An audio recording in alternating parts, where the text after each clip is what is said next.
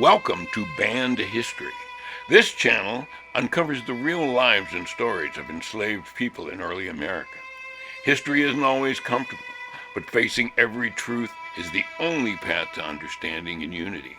Wherever you are in the world, join us as we explore stories too often erased from American classrooms. But before we get started, why don't you smash that like button, hit that subscribe button, and maybe share this with someone you think might like these kinds of stories. And before you go, why don't you comment down there for us and let us know why you think these stories are important. This is a true story by Fredrick Douglas. I was sent to Edward Covey at 16 years old. Everyone on the plantation knew his reputation. He was called a slave breaker, a man hired not to just make enslaved people work, but to destroy their will to resist. Those who came back from his farm moved differently. Their eyes were dull.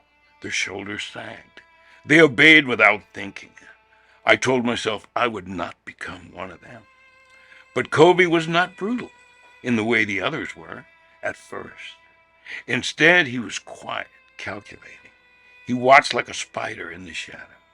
When we worked in the fields, he hid behind the fences, barns, and trees, waiting to catch us, resting even for a second. If he saw you slow, the whip came down without warning. Sun up to sundown, no rest, no mercy. Weeks passed, then months. My body weakened. My spirit cracked. One August day, I collapsed in the field. The heat crushed my lungs. My legs refused to stand. Covey dragged me to the stable and beat me until blood ran down my back. Then he left me there overnight, face pressed into the dirt, too broken to lift my hand. The next morning I made a decision. Either I would die a slave or stand a man. I ran. Barefoot, dizzy, bleeding, I ran 6 miles to my old master, hoping for protection. When he saw me, he listened, silent and cold. But when I finished begging, he shook his head. You belong to Covey. Go back. Those words crushed me, harder than any whip. I walked the 6 miles back in silence. Covey was waiting. He lunged at me the moment I arrived. I dodged the first strike. He grabbed a rope, trying to tie my hands. In that instant, something inside me shattered. Fear, obedience, all of it. And I fought. I seized him by the throat. For the first time in my life, I struck a white man. We crashed to the ground in a storm of dust, fists, boots, rage. He tried to whip me. I wrenched it from his hands. He called for help. His cousin rushed in, and I fought him too. For nearly 2 hours, we battled in the dirt beneath the blazing sun. Covey was stunned, not just by my strength, but by my defiance. Finally, he let me go, and then something unbelievable happened. He never beat me again. From that day forward, Covey avoided me.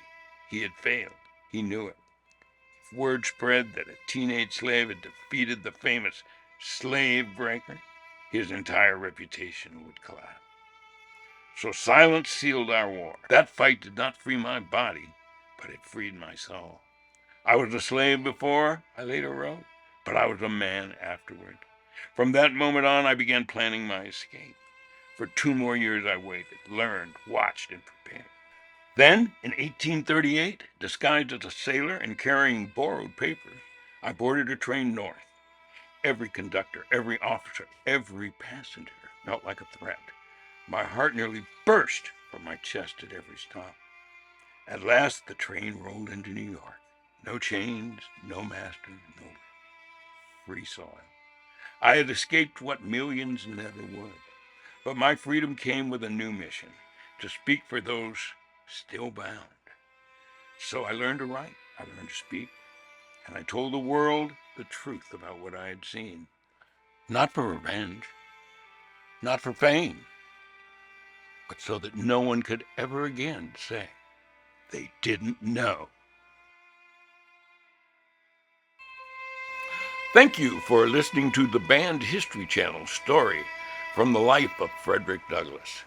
If you feel like we do, that these stories, banned from the curriculums of many American classrooms, needs to be told and learned, please like, subscribe, and tell us how you feel about the importance of these stories being told.